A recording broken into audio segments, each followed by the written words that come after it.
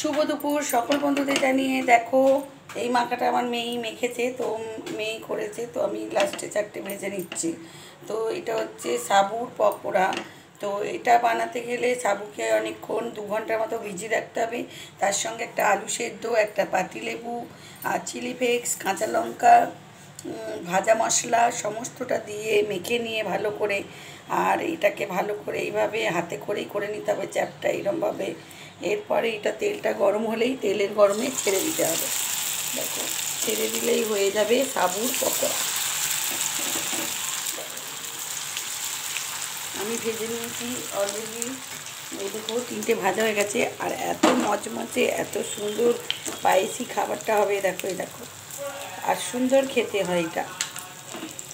তো এই সাবুর পকোড়াটা যদি বানাতে চাও তো দেখে নেবে আমার মেয়ের ডেসক্রিপশানে, ও ছাড়বে, পুরোটা ওই করেছে। তো লাস্টে প্লাস ফিনিশিং কিছুটা আমি করছি, তাই আমার চ্যানেলে কিছুটা তোমাদের দিচ্ছি।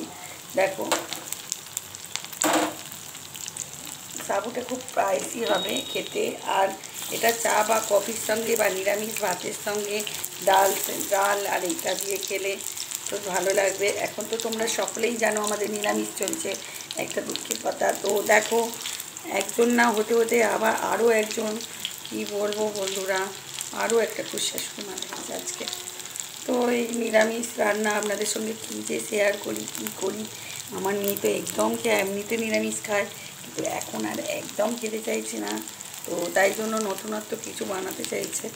তো এটা ও নিজের মন থেকে একটা বানিয়েছে সাবুরে। তো আমি তার সঙ্গে আরও একদিন বানাবো, তো আপনাদের দেখিয়ে দেবো যে কীভাবে বানানো হলো এটা। তো যদি দেখতে চান আগে, তাহলে ওর এটায় চ্যানেলটা রানি টাইম স্টোরিতে গিয়ে লিঙ্কে গিয়ে দেখে নেবেন। তো ও একটু নতুনত্ব করতে চায়। দেখো বন্ধুরা, এই দেখো, এটা এত সুন্দর হয় না, কি বলবো। আর এর মধ্যে আরও একটা জিনিস দেওয়া আছে, যেটা আপনাদের সঙ্গে শেয়ার করতে ভুলেই গেছি, যেটা বাদাম পেস্ট আর আলু সেদ্ধটা মিনিমাম লাগবেই। আর দিলে এটা তো স্পাইসি দারুণ খেতে হবে বন্ধুরা।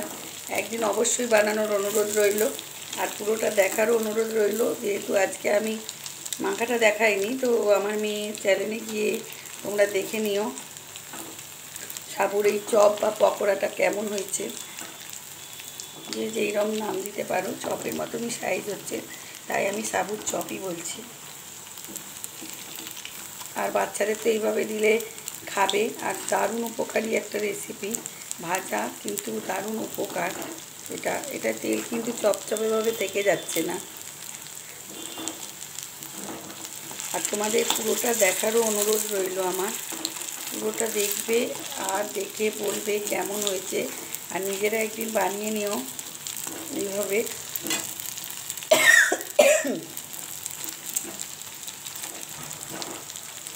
দেখো, আমার এখন হয়ে গেছে।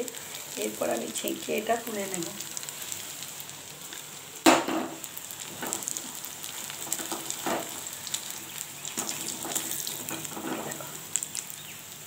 বাটির মধ্যে তুলে নিচ্ছি।